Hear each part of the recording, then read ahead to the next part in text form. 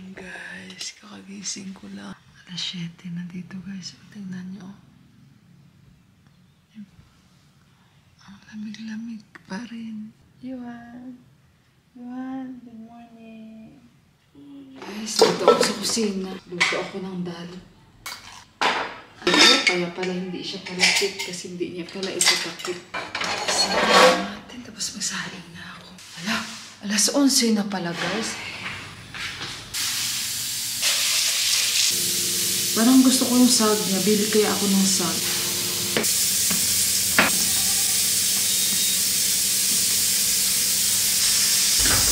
Parang arawan tayo. Alam niyo yung kapitbahay namin? Diba nakukonsensya ako nung hapon na yun? Lumabas ako dito sa terrace namin. Nag-check ako. May ilaw sila guys. Hindi ko alam saan na sila ngayon nakakonect. Simula nung naputol talaga yun namin, yung talagang totally, parang 3 days na sila walang work dyan. O diba, may factory siya, so mag-apply siya, kaya niya yan guys. Pero pag gabi, hindi na ako nakukonsensya dahil nakita ko po may ilaw na po sila. Kasi may mga anak yan siya eh. Pero hindi na namin problema yun, diba?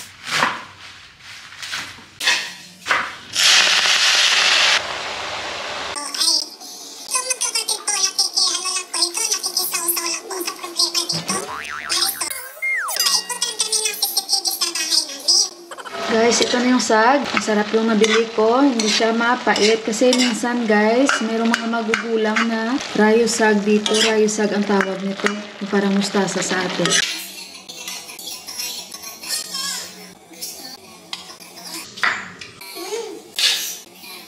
Padak!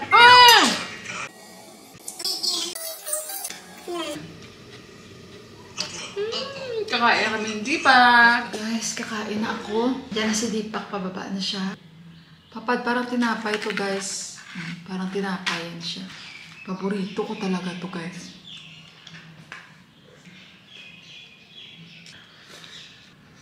Dito na naman ako sa kwarto. Tupi-tupi na naman tayo. Chinek ko yung sinampay ko kanina, yung kahapon na last ko na nilabhan na hindi siya masyadong matuyo.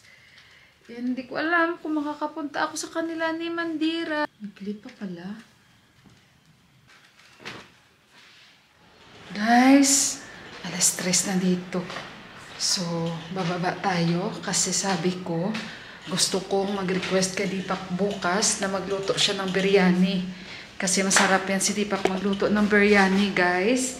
Yun lang, medyo tamad siya magluto ba. So, mag-harvest ako. I-prepare ko lahat ng ingredients. Alam ko naman yung mga ingredients, guys. Kung ano yung mga ginagamit niya. And, bibili ako ng manok. At saka, gandahan ko yung pahiwa ng manok. Medyo malaki-laki ba. So, mag-harvest tayo ng mint leaves.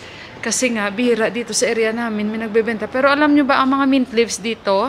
Teka lang, masyadong bright yung ating camera. Ano, i-adjust ko muna guys, sandali. Ayan guys, in-adjust ko, 400. So, dito kasi, bihira sa area namin, may nagbibenta ng mint leaves. Nang-harvest lang ako dito sa gilid ng bahay ng kapitbahay namin. Kasi nga marami dyan. Teka lang, masyado pa rin maaraw, ma-bright. Dito yan banda, oh, kinalbo na ata nila. Marami yan dito. Ay, wala na. Dito yan, oh. Wala na, guys. Dito yan, baka makapa ako. Ahas pa. Wala na mint leaves. Hindi kaya bibili na lang ako. Marami yan dito. Ang tataba. Wala na. Yan, oh. Mayroong maliliit. Yan, oh. Magtatanim din naman ako kasi nga winter, diba? Nagdala talaga ako bowl ba? Baka ahas yung makapa natin dito. Yung problema, ganyan.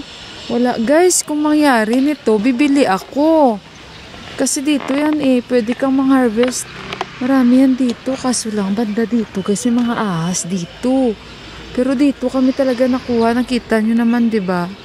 Diyan kami kumukuha. Mataba kasi yan. Konti na lang kasi nga winter.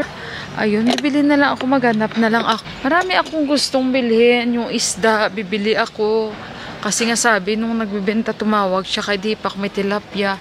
Pagdating doon, hindi naman tilapia yung nandoon. May tinanim din kasi kami ni Buwa dito. At ipakita ko sa inyo yung tanim ni Buwa na mga beans.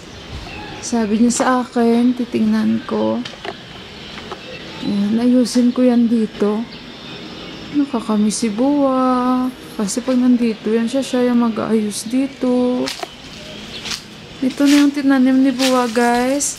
Bago siya umalis, simi yan eh. Oh.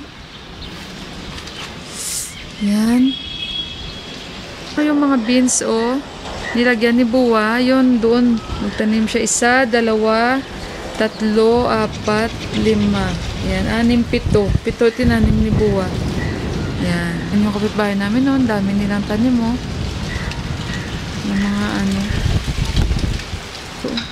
Baka pagbukas natin ba, minsan may nakatira. Ito yung fertilizer namin ni Buwa dito. Sige lang, aayusin ko yan dito, banda guys. Hindi muna ngayon kasi syempre malamig. Pag talagang totally na siya, summer, or talagang hindi na malamig, ako bahala. Tirahin namin yan. Tsaka yan, nandyan, no? Yung sa harapan. Itong tanim nito, maganda pala ito. Yan, no? Ibang klase pala na damo yan. Nakita ako isang bahay. Maganda. Yung kanyang pagtanim. Parang siya, hanging na damo ito. Yan. So, ayun guys. At tatanggalin ko ito. Tatanggalin namin ito. Palitan namin ng magandang damo dito ni Deepak. Maghanap kami. Bermuda grass or Carabao grass. Yan. Si Ama kasing nag-design dyan eh. So, wala tayong may nakitang mint leaves. Dyan lang kasi sa area na yan. Dyan lagi kami nakuha. At, bibili ako ng mga ingredients. I-ready ko. Minsan-minsan masarap. Yogurt. Tapos, ako. Kasi ngayon, sarado pa ngayon sila ni Didi or yung isang Didi na bibilhan ko. Gawa nga mga ganitong oras nagpapahinga-hinga ang mga yan. Guys, dito kami kasama ko si Kanchi. Yan. So, congratulations na talaga. Totoo na talaga that she get the job. She will start on Sunday. Yeah. Yeah. 10 to 6 daw yung timings niya, pero yung sahod niya hindi pa alam. So guys, pupunta kami ngayon ni Kanchi. Kukuha ako ng isda. Kaya sabi ko sa kanya kung available ba siya. Sabi niya, oo, available siya. Nakapurma pa naman siya, oh. Maganda yung forma ni Indira. Forma in us like. I already went for in the morning. So sabi ko, no celebration for the new job. No celebration. It's not job. Intern na. Yeah, intern. So yun guys, kasi nga sabi niya may tilapia doon. Tingnan natin kung anong klaseng tilapia mamaya, no? So see you doon guys, kasi nasa bus kami maingay. Oh.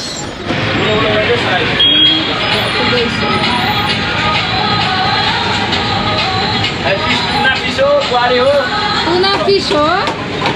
यो टुक्रा भयो, यो सौरा भयो, यो बिखाडी भयो, यो सहर भयो, भोक्रा भयो, धेरै आइटम छ नि त। यो टिकटकमा हाल्नुहुन्छ क्या दि? टिकटकमा Vlog.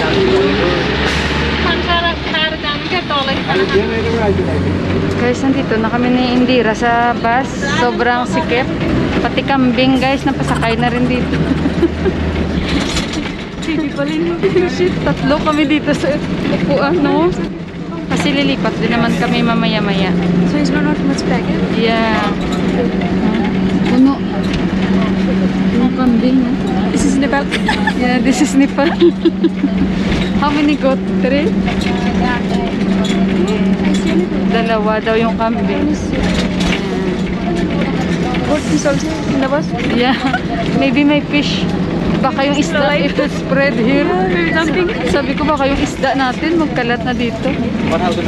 So ayun guys, see you na lang sa bahay.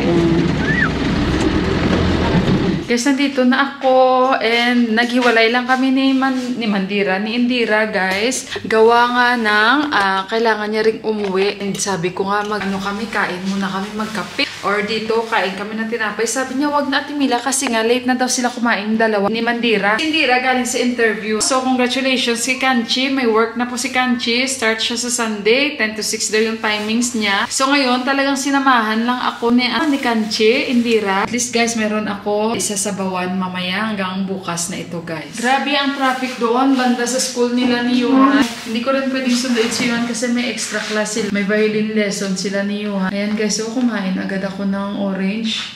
Isang piraso lang. Tapos, wala pang alas 5 dito. Pa-5 pa lang. Nice. Tapos na kami kumain ni Yuhan. And si Deepak may dala siya. Hulaan nyo kung ano ito. Ang dala ni Deepak dahil tumawag na ako sa kanya kanina. O, ayan. Mga mint leaves ang kanyang dala. Actually guys, madami yan dito kahit saan. Kahit saan nabubuhay lang ito kasi mabilis lang naman talaga ito buhayin. Kaso lang, winter time, mahirap siya hagilapin. Pero kahit saan lang talaga siya guys, pag hindi winter, makikita niyo talaga. So kasi bukas, magbibiryani kami. So Saturday yan ang aming menu bukas. Magluluto si Deepa kasi request ko. So ayan, bumili siya. Ang dami niyang binili. Nagluto ako ng tilapia na may miso. So, ayan guys, tingnan nyo yung aking niluto. Nagmukha siyang laswa. Kasi nga, ang dami kong nilagay ng mga gulay. So, ayun guys, aakyat na rin ako. And tapos na tayo dito sa kusina. खाइसक्यो भात त Kitsa kabar daddy. ठीक छ दादी हजुर ठीक छ एकदम ठिक छ नानी अहिलेसम्म ठिक छ खानु हजुर तपाईँले खाना खायो बजारतिर त बस जानुपर्छ भरियो Mami? Andiyan si Mami, sandali.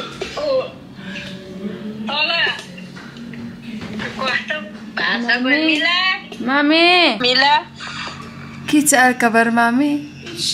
एकदम ठिक छ मिला मिलाको Kana kayo? Ke kayo? मिलाको Ke kayo, Mami? के खायो Ah. मिला मिला नेपाली भा हो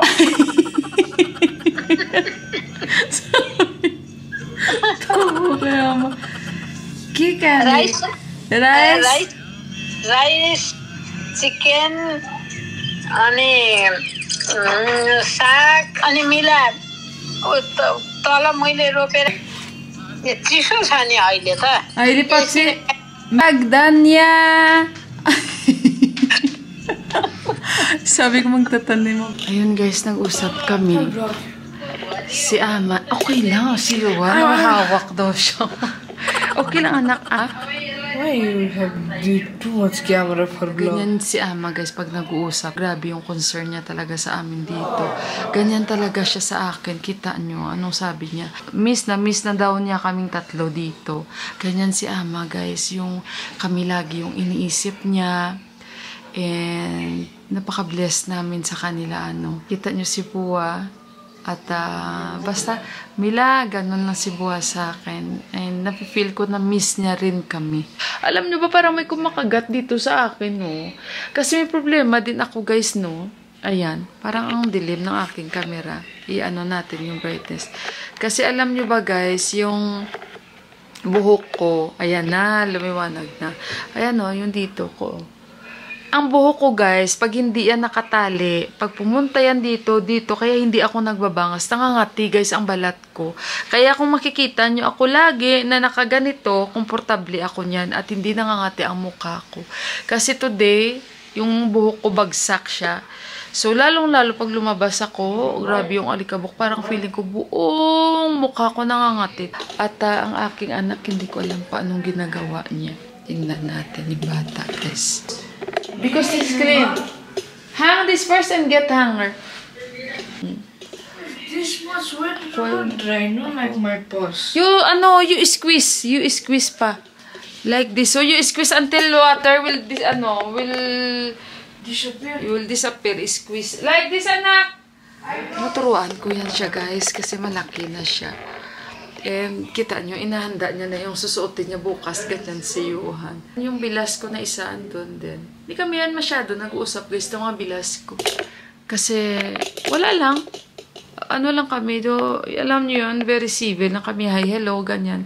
Pero yung close, yung talaga nag-uusap, hindi kami, iba kami guys. As okay ngayon, walang issue, walang pakialaman. Pero okay kami guys Basta pag nagkita lang kami, hi, chikahan. Pag hindi na kami nagkikita, wala na.